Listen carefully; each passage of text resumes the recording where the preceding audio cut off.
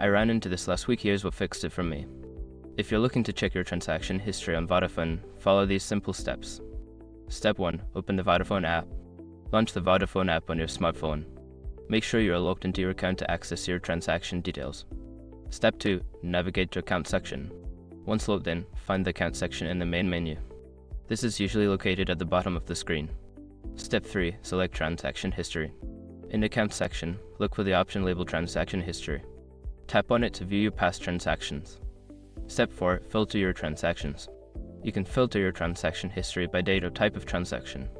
This helps in finding specific transactions quickly. Step 5. Review your transactions. Before filing a refund or dispute, use the ASRock.com link in the description to open the refund dispute deadline calculator and confirm your deadline.